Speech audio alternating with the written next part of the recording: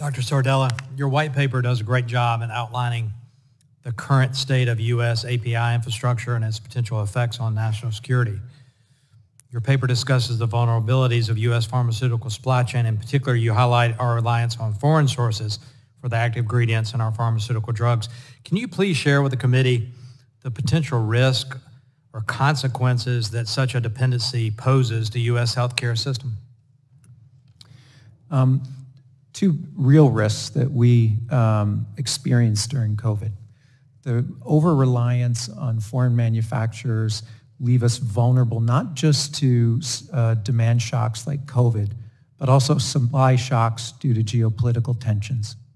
During COVID, India had to stop any export in order to ensure the safety of their own population, which in fact cut off supplies to the United States for critical medicines that we required.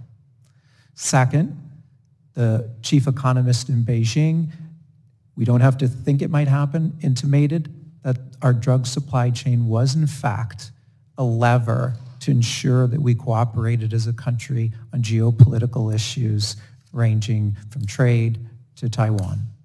So we've experienced the risks of being over-reliant already from a geopolitical perspective, as well as from a supply to citizens. It points to the direct need to onshore both pharmaceuticals, microchips, energy sources, because in a time of war, a pandemic like we saw, when the United States of America is reliant on sources for any of those things from other seas, then systems stop, and the inability to provide the medication that our constituents need is important. So the need to onshore that is important. When we talk about drug shortages, you've got to keep in mind that in many instances, making generic drugs is simply not profitable. So we'll shift to generic. In those situations, the manufacturer does not have the resources or economic incentive to invest in manufacturing those products to keep them on the market, especially if it's a loss leader. So could you speak with the passage of the Inflation Reduction Act, which is a misnomer, is it possible that brand products selected for negotiation have generics in development? And if a drug selected for negotiation makes it harder or less profitable for generics to come to market, could we see an increase in the shortages? Well, first, in regards to the shortages from over-reliance, the strategy should not be to just move the same type of manufacturing to the United States to produce them at economic low profitability or losses. It should be to leverage the advanced technologies that Fernando mentioned, such as continuous flow, that allow for significant cost reductions. The API Innovation Center is focused on a series of oncology drugs. We took a crisis oncology, the drug called lomustine, built a consortium of innovators who had developed new novel techniques to produce it using continuous flow, existing manufacturers with capacity to produce it here in the United States on behalf of the Glioblastoma Foundation.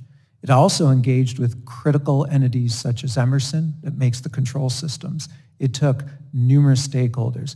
The impact of that is a 90% cost reduction on a drug that now all of a sudden becomes feasible to manufacture in the United States for the Glioblastoma Foundation. So it requires very much technology to do that, to compete long term.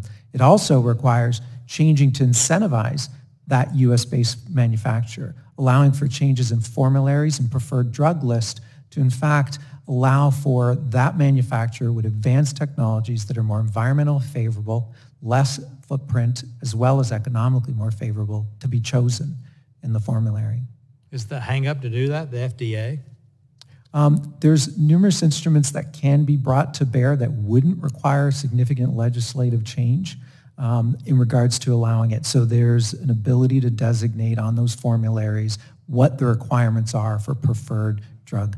And it could be US made from a facility that has no warning letter, and third, using even advanced technologies, which will allow for more energy efficiency, lower environmental footprint, and as well higher quality standards, as Fernando had indicated. This is within our grasp, very reasonable grasp.